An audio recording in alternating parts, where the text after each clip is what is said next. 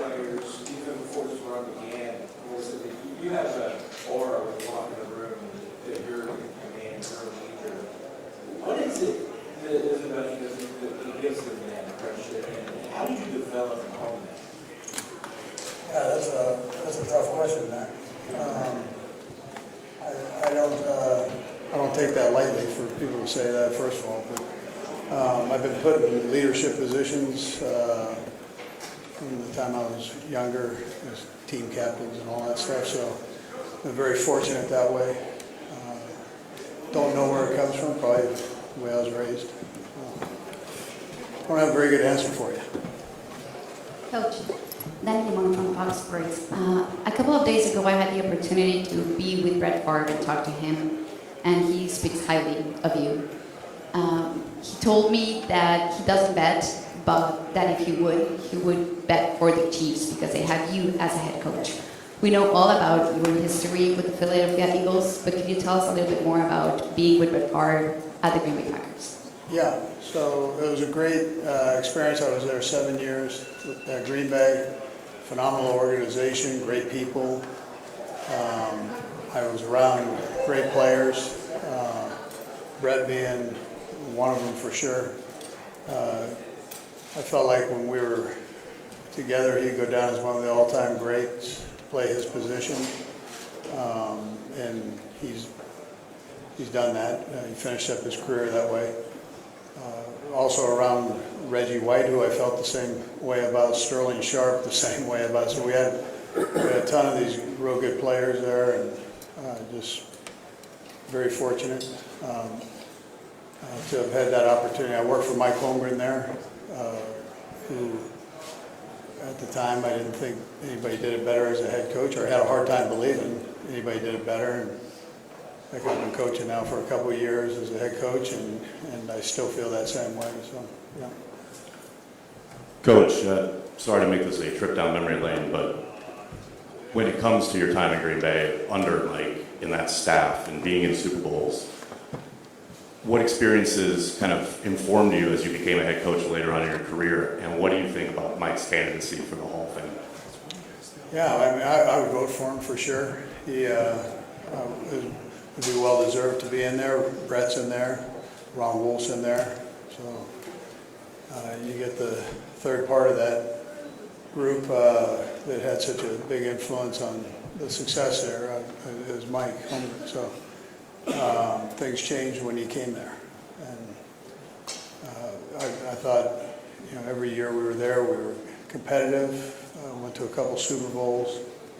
So I think what I took from him was I thought he was a tremendous leader. I thought he was a brilliant guy offensively, but he also had a good feel for both sides of the ball. He understood how important special teams was. I love the way he handled the players. He was tough enough on them, but on the other hand, he cared about them as guys. So. Good morning, Andy. Curious how practice went yesterday, but also how practice maybe this week differs from the regular season, and that you've already installed the game plan. Yeah, so practice went good yesterday. We're just going back through and trying to polish things up here this week. Still working hard, but we're going to polish things up from last week, and it'll be a normal late season Thursday today. Coach, here for Liberal, Mexico. Ever since you got Patrick Mahomes, you've beaten Vic Fangio defenses 9 out of 9 times. What are the intricacies in his game that make you to have such a clear upper hand over him? Is there anything you'd like to share about that, or is it just the fact that you have Patrick Mahomes and he doesn't? Yeah, it's great. It's great to have Patrick Mahomes. So I'm not going to slight that part. He's a great player. Will go down, I'm sure, as he finishes his career. He's still young in this thing, but as he finishes his career, he'll be one of the greats to, if not the greatest, to have done it. But, so that definitely helps. I don't want to slight the coaches and his teammates. He's got some good players that he's able to deal the ball to, and whether it's throwing it to him or handing it to him, those big offensive linemen that are helping him out. He appreciates those guys. Took him out to a nice steak dinner the other night, so he appreciates all those guys. And then he's been blessed to have some good defenses that support the other side of him there. So it takes a group, but he's definitely a great one. Yes. Coach, Taylor won Busting with the Boys. This right here. Oh, Right here in front. I got to raise their hand. Recently, on an episode of Busting with the Boys, John Gruden said that you were his biggest rival when it came to play calling in Green Bay. For you, at your point in your career, who do you think is your biggest rival from another head coach standpoint? Play calling wise, like defensively or offensively? Yeah. Well, this guy we're playing this week is a pretty good defensive coordinator. And I feel like I can't get rid of him. It seems like every year he's once or twice or three times he's there, and he does a great job. And then I always say Bill Belichick is probably the best coach I've ever had a chance to go against, and my career as a head coach. So I've enjoyed watching the Lions this year and the job that their offensive coordinator did there, and now he's the head coach at Chicago. You're doing good though, man. And he speaks Yeah. highly of you. Andy over here. As a historian of the game with the Hall of Fame selection, Jim Tyre, the legendary Texan in chief that played offensive lineman, one of the greatest players to not be in the Hall of Fame according to the plenty of people. Just as a historian of the game, just your thoughts on his impact and if you think he should be worthy of that selection. I missed the first part of it. Jim Tyre. Yeah. Jim Tyre. Yeah. So you see these guys that get slighted a bit that aren't in the Hall of Fame. I mean, there's some older guys that with their records, whether it was shortened by war or whatever, that they haven't been able to get in. His is a unique story. But I think if you just take the purity of his play, I think he should be in the Hall of Fame. So if you kind of exclude the other things, he should be in there, for sure. Good morning, Coach. A couple of years ago, Chad Henne went out on top winning the Super Bowl ring as Patrick Mahomes' backup.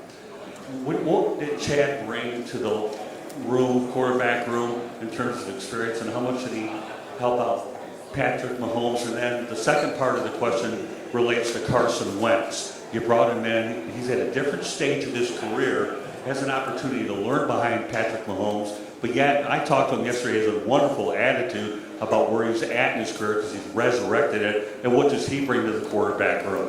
Yeah.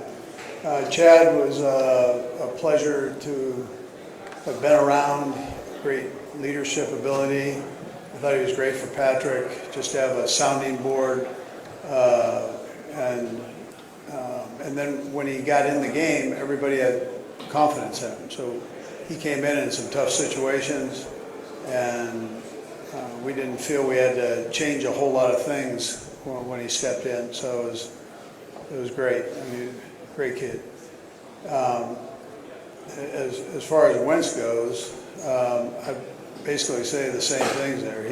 He just hasn't had that opportunity necessarily to step in with the ones yet, but he's a great kid, works hard. I joke to him about his size. He's a huge kid, and if he can't play quarterback, I throw him in a tight end. He's a good one, good kid. Andy, in the Super Bowl, the fact that you're playing in a game of this importance, but does it change your aggressiveness on fourth down in the red zone and how you handle your team? Yeah, well, you know as well as I do, Philly stays aggressive on their fourth downs, and they've got a good offense.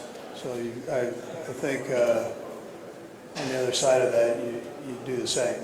You can stay aggressive within reason on fourth downs. We've done that throughout the season, but that really ups itself when you're playing against a good team that likewise does it. Coach, obviously making it to the Super Bowl is a very big deal. How do you balance enjoying the Super Bowl, enjoying the 2-week lead up, but then also keeping it, business when it comes to practice and everything like that, not only individually as a player, but also as a team? Yeah, you understand that it's about the game. It's not about all of this. It's important for you guys, right? And it's important for the league and the fans for this. But the most important thing for the football players and coaches is that you function well in the biggest game of the year. And you want to do that every week. But the magnitude of this is there are 2 teams standing, so we all know that. And you're playing for a championship there. So it's important that you focus in on the game plan, how you handle it, so you can master it by the time you get to Sunday. Coach Ray, over the years, the speedster/deep threat wide receiver has been an integral part of your offense, from Tyreek to McColl and now Xavier and Hollywood. Why do you think this type of player has been so critical for your offense? Well, we've got a good blend of speed and some possession type receivers, if you put them in that box. And then they all complement each other. So to have those guys around Kels, it helps Kels's game. To have DeAndre, Juju, those guys help, and Watson, they help the speed guys too. The speed guys help them. So it's different pitches, if you look at it this way, different pitches that you can throw at a defense. And it allows you to get a little deeper down the field and stretch it vertically there. Coach, what have been some of your expectations and goals for the players in practice this week? Some specific ones. Yeah, well, the main one is just to go back and make sure we polish up the game plan. And sometimes you can get caught up in, when you're back home, hey, listen, we have another week to get ready. Well, no, that's not where we're at. So right now it's Thursday before the game, and you got to up the concentration level and make sure that you keep things fine-tuned here. Hi, Coach. You mentioned the Mahomes' O-line appreciation. Can you speak to Jawan Taylor's role as a blocker and the motivator for this offense? Yeah. First of all, he's a great kid. He's been a solid guy for us throughout his couple years with us. Works his tail off, doesn't say much, pretty quiet guy, but loves to play the game. Man's man type deal. So he's a good one to have. Coach Ryan Lombardi, WSU St. Bonaventure. Has the first week of February been marked on the calendar for months now? Yeah, you don't look ahead, in this thing. You got to take care of business every week because of the parity in this league. So we just try to take it literally week by week. I mean, coaches stand up and tell you that, but in this league, the way it's wired right now, you've got to make sure you do that or you're not able to stand here. And has the week felt any different than the last few? Well, yeah, I haven't had to do this every day, had the other ones. Top 4, guys. Andy, there's been a lot of noise about officiating and how your team is officiated. I know you're not worried about that, but does it concern you at all that could seep into how this game is officiated and maybe they overcorrect and say, we can't give the Chiefs a call with 2 minutes left in the game because that's going to be the story Monday morning? Yeah, listen, I don't think the officials care about what's said. They're doing their job, and they're doing it to the best of their ability, and they don't favor one side or the other, and that's not how this thing goes. It's a good story, but that's not reality of how it works. I mean, you'd be insulting them to think that that's what they do. So they go out and they call it like they see it. There's some, as a coach, there's some I sit there and I go, nah, I don't agree with. There's some I agree with. Yeah, I mean that's how it goes. But it does make for a good story. Yeah. Coach, hi, over here. Nick Antonakis, WBN Sports in Boston. Very historic chance this Sunday at a three-peat, but not a lot of people talk about the journey to get there. Do you have a specific moment in mind over these past 3 seasons that define your journey so far to the chance at a three-peat this Sunday? No, I would probably tell you no. I mean, it's a conglomeration of all of the hard work that the guys have put in, and whether it's coaches and players. I mean, the guys, there's so much time and effort that goes into each game. I'd equate it to studying for finals where you just completely exhausted that week, mentally, physically, to get yourself ready, and then you go out and you cut it loose. And so they do that 17 times out of the year, 18, 19, 20 if you're lucky. So, but I wouldn't say it's one thing that jumps out at me.